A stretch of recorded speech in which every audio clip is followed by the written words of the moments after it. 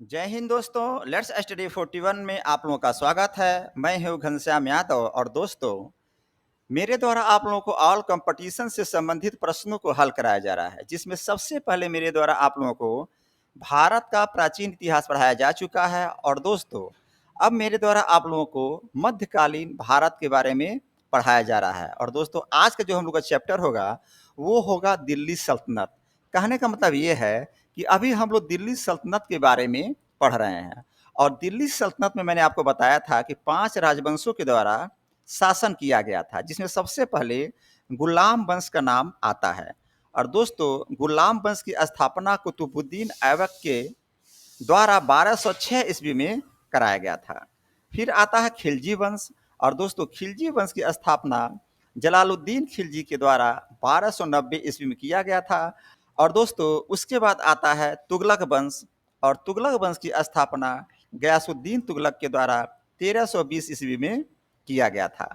तो दोस्तों अभी तक हम लोगों ने गुलाम वंश, खिलजी वंश के बारे में पढ़ चुके हैं। और अब हम लोग पढ़ रहे हैं तुगलक वंश के बारे में, जिसकी स्थापना गयासुद्दीन तुगलक के द्वारा किया गया था।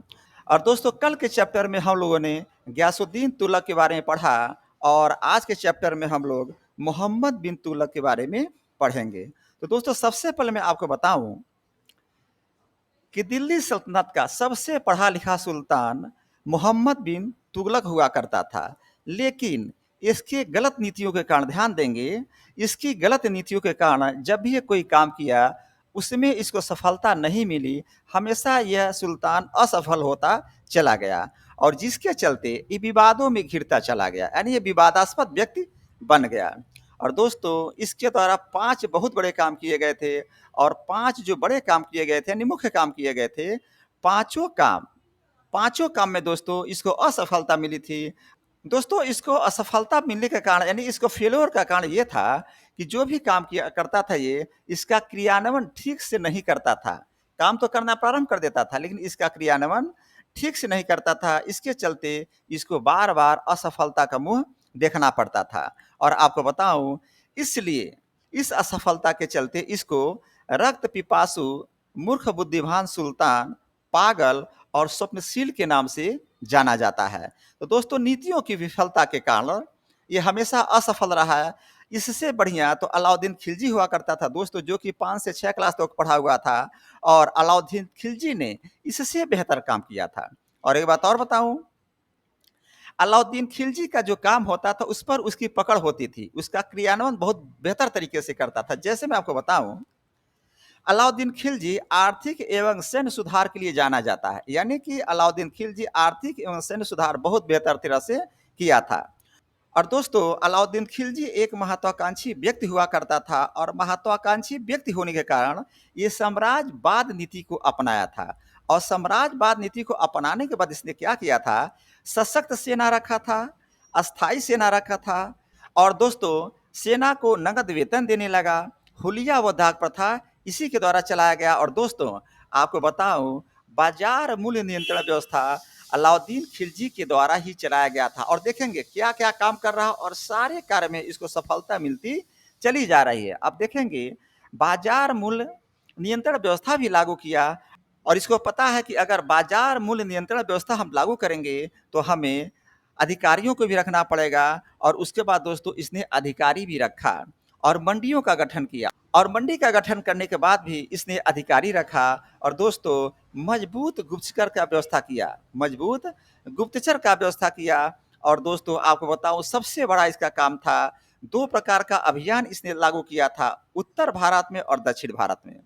और दोनों अभियान में अलाउद्दीन खिलजी को सफलता मिली थी। कहने का मतलब यह है कि पढ़ा लिखा कम था लेकिन अपने कार्य को बहुत तरीके से ठीक ढंग से करता था, यानी कि उसका क्रियान्वयन बहुत तरीके से करता था। तो इस प्रकार अलाउद्दीन खिलजी कम पढ़ा लिखा होने के बावजूद भी सारे काम बहुत ही तरीके से करता था, और उसको हर काम में सफलता मिलती गई। लेकिन मोहम्मद बिन तुगलक कोई काम करता था उसकी नीति ही गलत थी, और आगे चल कर के सारे काम में मोहम्मद बिन तुगलक को असफलता मिलती गई। तो दोस्तों अब आइए हम लोग मिल करके आज के चैप्टर में मोहम्मद बिन तुगलक को पढ़ते हैं। तो दोस्तों मैं आपको बताऊं, मोहम्मद बिन तुगलक का सबसे पहले प्रश्न बनेगा कि मोहम्मद बिन तुगलक कब से कब तक शासन किया था। तो लिखेंगे मोहम्मद बिन तुगलक के द्वारा 1325 ईस्वी से लेकर 1351 ईस्वी तक शासन किया गया था। और आगे देखेंगे मोहम्मद बिन तुगलक के पिता का क्या नाम था, लिखेंगे गयासुद्दीन तुगलक। और इसके पीछे जो चैप्टर हम लोग को बताया था, पढ़ाया था, वो गयासुद्दीन तुगलक चैप्टर ही था। तो कहने मतलब मोहम्मद बिन तुगलक के पिता का नाम गयासुद्दीन तुगलक है। और दोस्तों इसके पिता की मृत्यु यानी कि गयासुद्दीन तुगलक की मृत्यु 1325 ईस्वी में होता है। और अपने पिता की मृत्यु के बाद 1325 में ही मोहम्मद बिन तुगलक सुल्तान बन जाता है। और दोस्तों मोहम्मद बिन तुगलक को और भी नामों से जाना जाता था, जिसमें पहला नाम आ गया उलुग खान और दूसरा नाम आया जूना खान। तो मैंने आप लोगों को अभी बताया कि मोहम्मद बिन तुगलक 1325 ईस्वी से लेकर के 1351 ईस्वी तक शासन किया था। और दोस्तों इसका पिता का नाम था गयासुद्दीन तुगलक और पिता की मृत्यु 1325 ईस्वी में हो जाती है। और 1325 ईस्वी में जब इसके पिता की मृत्यु हो जाती है तो दोस्तों 1325 में ही मोहम्मद बिन तुगलक सुल्तान की गद्दी पे बैठता है। और दोस्तों इसके अन्य नामों में उलुग खां और जूना खान नाम आता है। अब आगे देखेंगे दोस्तों, दिल्ली का सर्वाधिक शिक्षित सुल्तान कौन था। तो मोहम्मद बिन तुगलक था, अभी मैंने आप लोगों को बताया। और इसके बाद मैं आपको बताऊंगा कि इसके द्वारा जो 5 बहुत बड़े काम किए गए थे और पांचों में असफलता मिली, वो कौन कौन से काम थे। तो दोस्तों देखेंगे सबसे पहले काम मोहम्मद बिन तुगलक के द्वारा दोआब के एरिया में कर वृद्धि का हुआ करता था। और दोस्तों ये कर वृद्धि था 50% तक कर बढ़ा दिया था। लेकिन एक बात और ध्यान देंगे, मोहम्मद बिन तुगलक के द्वारा जो ये कर वृद्धि बढ़ाया गया 50% तक, इससे किसान को कोई प्रॉब्लम नहीं हुआ। किसानों का कहना था कोई बात नहीं, आपने कर को बढ़ा दिया, हम वो देंगे। लेकिन कुछ समय के बाद दोस्तों वहां पर दोआब के एरिया में अकाल पड़ गया। ध्यान दीजिए, अकाल पड़ गया। अब क्या हुआ, जब अकाल पड़ गया तब किसानों ने विद्रोह कर दिया। और विद्रोह क्यों किया, अकाल पड़ने के बाद अगर किसान विद्रोह नहीं करते तो कौन सा उसके पास चारा था। क्योंकि जब कुछ होगा ही नहीं तो कैसे सुल्तान को कर देगा। तो अकाल पड़ने के कारण किसानों के द्वारा विद्रोह कर दिया गया। और दोस्तों ये जो इसका नीति था दोआब के एरिया में 50% कर बढ़ाना, यहाँ पर ये फेल हो जाता है। और दोस्तों इसके बाद फिर आगे हम बढ़ेंगे, देखेंगे इसके बाद ये क्या करता है, राजधानी परिवर्तित करता है और दिल्ली से राजधानी देवगिरी को स्थानांतरित कर देता है। और दोस्तों एक बात मैं भूल गया, देखेंगे यहाँ पर लिखा हुआ दोआब। तो दोआब का मतलब क्या होता है, दोआब का मतलब ये होता है दोस्तों, तो दोस्तों दोआब क्या होता है, तो दोआब का मतलब ये होता है दोस्तों कि जो दो नदियों के बीच का जो जगह होता है उसको दोआब कहते हैं। और उस समय वो दोआब गंगा और जमुना के बीच हुआ करता था। तो दोआब का मतलब आप लोग समझ गए होंगे। अब इसके बाद देखेंगे कि इसके द्वारा राजधानी परिवर्तन किया जा रहा है। अब ये क्या हुआ कि इसने राजधानी परिवर्तन कर दिया, यानी दिल्ली से अपनी राजधानी देवगिरी को बना दिया। ध्यान दीजिएगा। और देवगिरी जब ये पहुंचा तो उसके बाद दोस्तों देवगिरी का नाम सबसे पहले बदल करके दौलताबाद कर दिया। ध्यान दीजिएगा, मोहम्मद बिन तुगलक के द्वारा राजधानी परिवर्तित करके दिल्ली को छोड़ करके देवगिरी चला जाना और वहां पर जा करके सबसे पहले देवगिरी का नाम बदल करके यानी चेंज करके दौलताबाद रख दिया गया। और दोस्तों ये दक्षिण भारत में पड़ता है, महाराष्ट्र के एरिया में। तो समझेंगे, राजधानी परिवर्तन कर दिया, दिल्ली से देवगिरी को बना दिया, देवगिरी पहुंचते ही देवगिरी का नाम दौलताबाद रख दिया। और दोस्तों ये दक्षिण भारत में पड़ता है, महाराष्ट्र के एरिया में। लेकिन ये बात और समझिएगा, जब ये देवगिरी को अपनी राजधानी बनाया तो कुछ समय के बाद दोस्तों उस एरिया में मंगोलों का आक्रमण प्रारंभ हो गया। ध्यान देंगे, मंगोलों का आक्रमण प्रारंभ हो गया और दोस्तों उधर प्रांतों में विद्रोह भी स्टार्ट हो गया। अब समझिए, देवगिरी राजधानी बना रहा है, चेंज करके दौलताबाद कर रहा है और दोस्तों मंगोलों का आक्रमण प्रारंभ हो जा रहा है और प्रांतों में विद्रोह पैदा हो जा रहा है। इस तरह से फिर वह वहां से भाग करके वापस दिल्ली आ गया 14 वर्ष के बाद। 14 वर्ष तक उधर इसने अपनी राजधानी बना के रखा, लेकिन मंगोलों के विद्रोह और उधर एरिया के प्रांतों में विद्रोह हो जाने के कारण फिर वापस दिल्ली भाग करके आ जाता है। तो दोस्तों राजधानी परिवर्तन करना भी इसका असफल हो जाता है। आगे देखेंगे क्या कर रहा है। आगे दोस्तों मोहम्मद बिन तुगलक के द्वारा सांकेतिक मुद्रा का प्रचलन स्टार्ट कर दिया। और दोस्तों इसमें क्या हो रहा है, पहले चांदी के सिक्का चला करते थे, ध्यान देंगे, सबसे पहले चांदी का सिक्का चला करता था, लेकिन चांदी में कमी आने के कारण इसने क्या किया, कांसे का सिक्का चला दिया और तांबे का सिक्का चला दिया। यानी कि चांदी की कमी के कारण ये कांसे का और तांबे का सिक्का चला रहा है, लेकिन यहाँ पर भी इसने एक गलती कर दिया। जब इसने कांसे और तांबे का सिक्का चलाया तो इसने उस पर नियंत्रण नहीं पाया और उसको सीक्रेट नहीं रख पाया, यानी कि गोपनीय नहीं रख पाया। और क्या हुआ कि उस एरिया में, उस जगह में जितने लोग थे सबको पता चल गया कि ये सिक्का किस तरह से बनाया जाता है। और दोस्तों घर घर में सिक्का बनने लगा और इतना सिक्का हो गए कि मार्केट में उसका फ्लो इतना बढ़ गया कि वहाँ पर महंगाई ऑटोमेटिक बढ़ गई। और महंगाई क्यों बढ़ गई आप समझेंगे। मान लीजिए अगर एक दुकान है और वहाँ पर ब्रेड बिक रहा है, यानी कि ब्रेड बिक रहा है 10 रुपये का, लेकिन ब्रेड बेचने वाला एक आदमी है और खरीदने वाले बहुत सारे हो गए और उनके पास बहुत सारे पैसा है, तो वो अपने रेट को दुकानदार बढ़ा देगा और चूंकि सबके पास पैसा है तो उसको उस महंगे रेट पर सारे व्यक्ति खरीद लेंगे। इस तरह से महंगाई बढ़ जाती है, यानी मुद्रा स्फीति हो जाती है। तो इस तरह से दोस्तों सारे लोग कांसे और तांबे के सिक्के बनाना प्रारंभ कर दिए। और दोस्तों यहाँ पर भी मोहम्मद बिन तुगलक फेल हो जाता था। देखेंगे 3 काम किया, तीनों में मोहम्मद बिन तुगलक फेल हो जाता है। आगे देखेंगे। इसके बाद दोस्तों इसके द्वारा आर्मी बनाया गया और आर्मी को बहुत बड़ा कर दिया गया, यानी कि बहुत बड़ी आर्मी इसके द्वारा बनाया गया। और इसने क्या किया, मध्य एशिया में सेना भेजा। और मध्य एशिया में जो सेना भेजा था दोस्तों उसको बोलते हैं खुरासन का अभियान। ध्यान दीजिएगा, मध्य एशिया में जो सेना भेजा गया था उसको बोलते हैं खुरासन का अभियान। अब यहाँ पर समस्या क्या क्या हो रही है इसको समझेंगे आप लोग। जब मोहम्मद बिन तुगलक के द्वारा मध्य एशिया में सेना भेजा गया जो कि खुरासन का अभियान कहा जाता है, तो दोस्तों उसी समय वहां के दूसरे शासकों का उदय होने लगा, यानी कि वहां पर मध्य एशिया में दूसरे शासकों का उदय होने लगा। और जब दूसरे शासकों का दोस्तों उदय होने लगा फिर इसको परेशानी हो गई और जो दूसरे शासक वहां पर उदय हुआ लोगों का, वो लोग अपना सत्ता हथिया लिया और इसको मध्य एशिया से पुनः भागना पड़ा। तो दोस्तों ध्यान देंगे मध्य एशिया का जो खुरासन अभियान है वहां पर भी मोहम्मद बिन तुगलक असफल हो जाता है। दोस्तों सफलता नहीं मिलती है। तो देखेंगे 4 अभियान किया, चारों अभियान में मोहम्मद बिन तुगलक फेल हो जाता है। अगला है दोस्तों हिमालय के तरफ सेना भेजना, इस पर भी ध्यान देंगे आप लोग।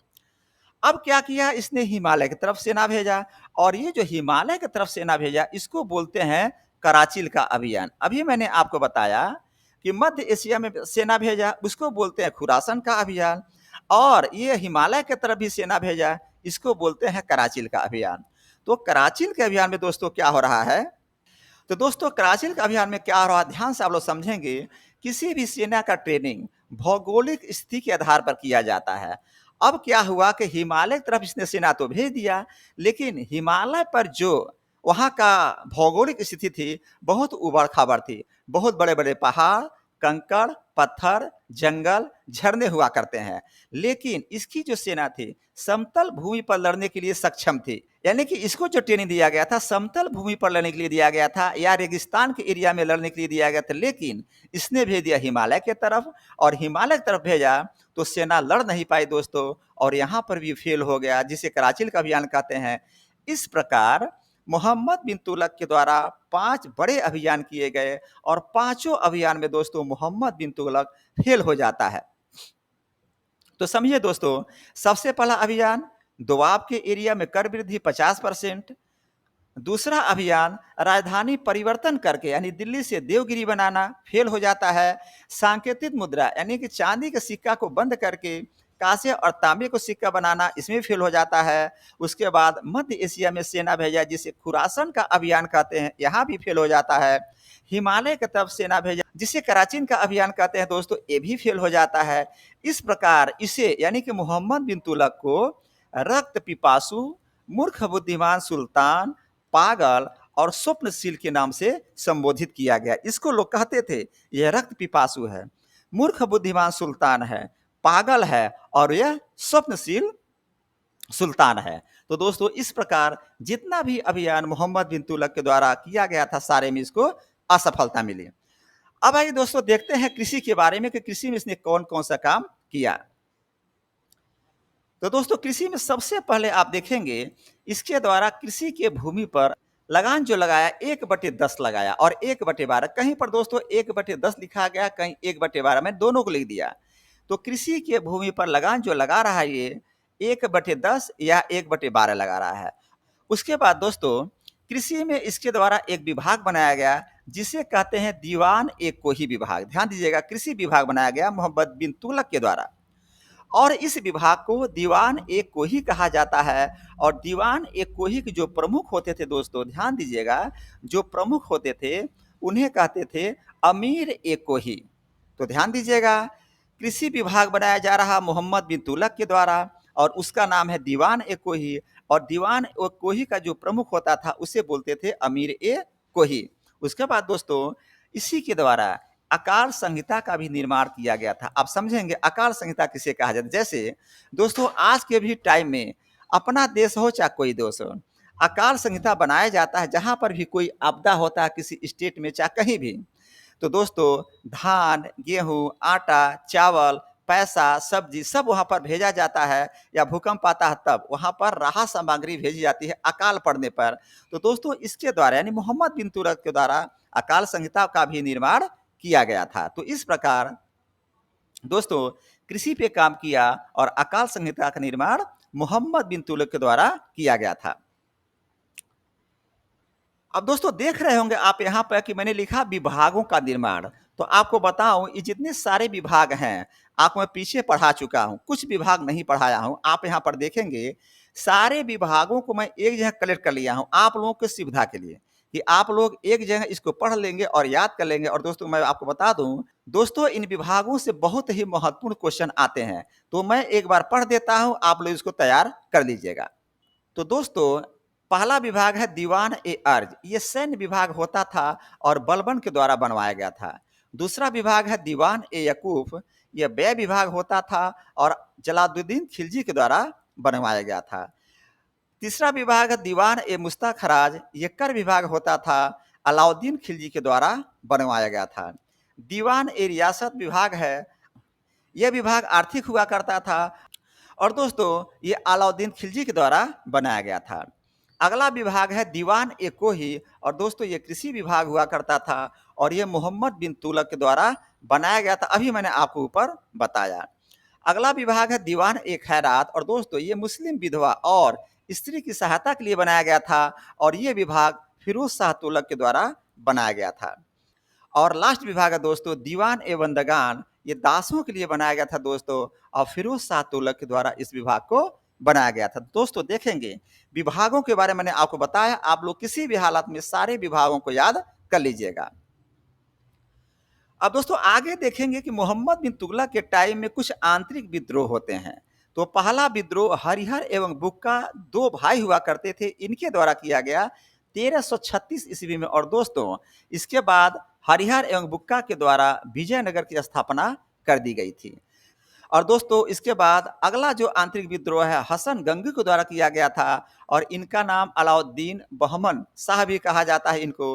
1347 ईस्वी में इनके द्वारा विद्रोह किया गया और इनके द्वारा बहमनी राज का स्थापना कर दिया गया। और दोस्तों लास्ट का विद्रोह है 20 मार्च 1351 में ठट्ठा में विद्रोह हुआ था।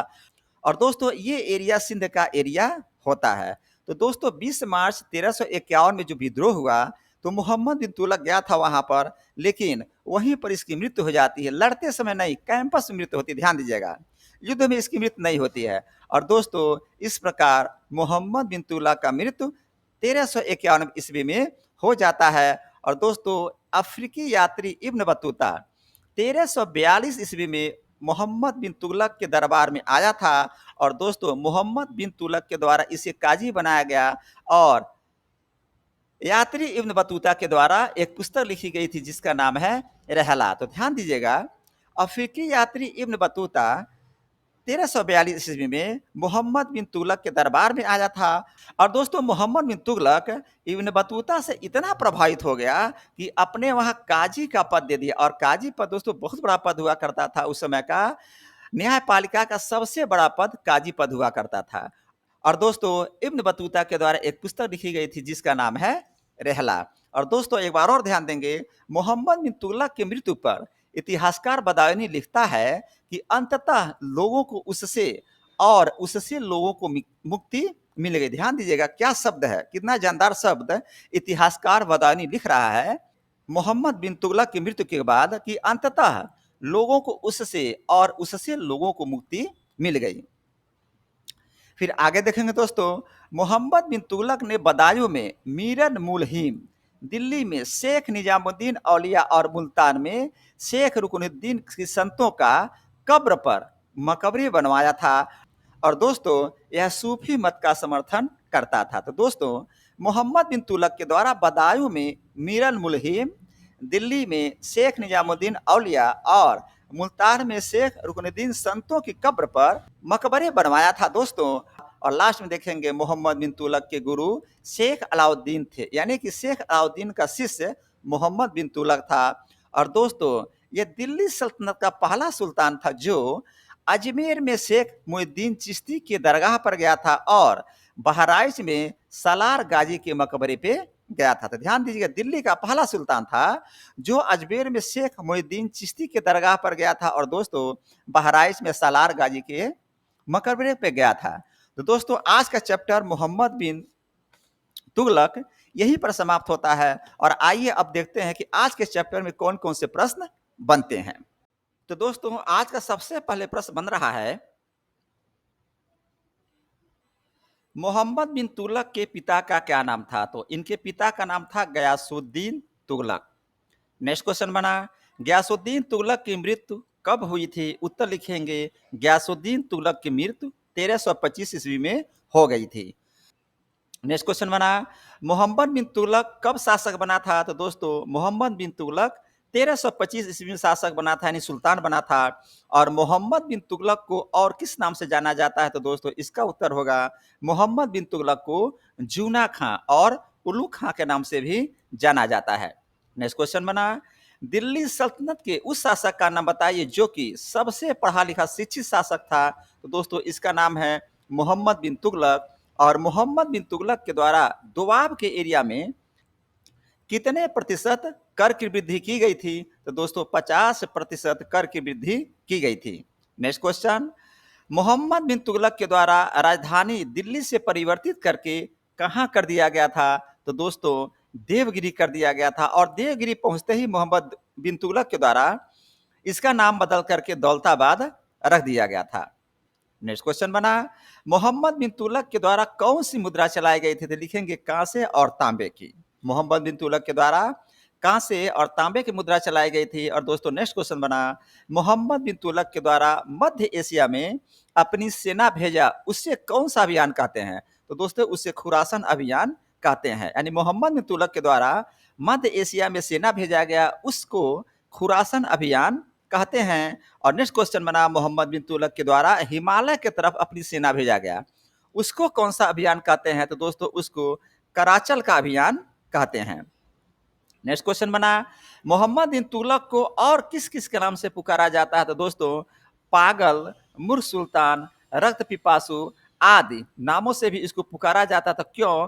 क्योंकि इसके द्वारा जो भी नीति अपनाई गई सारी नीतियों में इसको असफलता मिली थी। इसके चलते दोस्तों इसको इस नामों से लोग पुकारते थे, पागल, मूर्ख सुल्तान, रक्त पिपासु आदि नाम से पुकारते थे।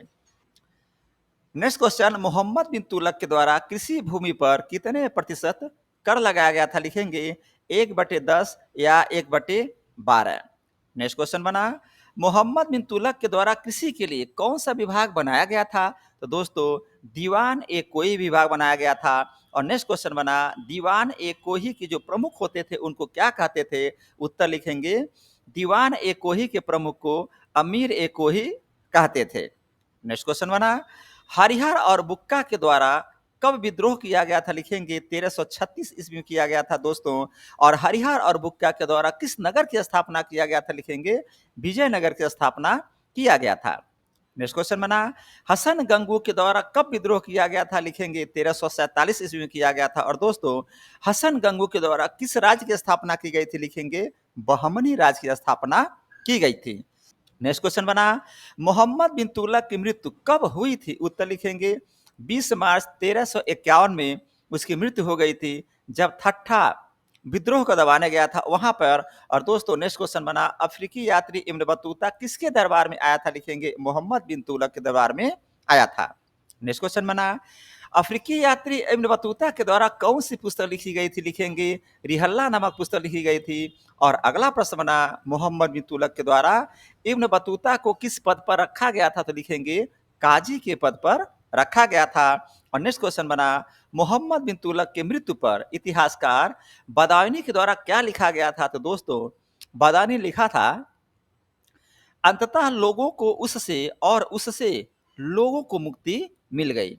नेक्स्ट क्वेश्चन बना, मोहम्मद बिन तुगलक के द्वारा किस किस संतों के कब्र पर मकबरे बनवाए गए थे? लिखेंगे बदायूनी में मीरन मुहिम के मकबरे पर, दिल्ली में शेख नुमजुद्दीन औलिया, और दोस्तों मुल्तान में शेख रुकनुद्दीन संतों के मकबरे बनवाए गए थे। और दोस्तों नेक्स्ट क्वेश्चन बना, मोहम्मद बिन तुगलक किसका शिष्य था? लिखेंगे शेख अलाउद्दीन का शिष्य था। नेक्स्ट क्वेश्चन बना, दिल्ली सल्तनत का वह कौन सा सुल्तान था जो कि अजमेर में शेख मोइनुद्दीन चिश्ती के दरगाह पर और बहराइच में सलार गाजी के मकबरे पर गया था? तो लिखेंगे मोहम्मद बिन तुगलक गया था। और दोस्तों इसी के साथ आज का चैप्टर मोहम्मद बिन तुगलक समाप्त होता है। तो दोस्तों कहेंगे चैनल को सब्सक्राइब करिए, लाइक करिए, कमेंट करिए, और प्ले लिस्ट में जा करके जो आपके द्वारा चैप्टर नहीं पढ़ा गया उसको पढ़ लीजिए। और दोस्तों यहीं पर आज का चैप्टर समाप्त होता है। जय हिंद, जय भारत।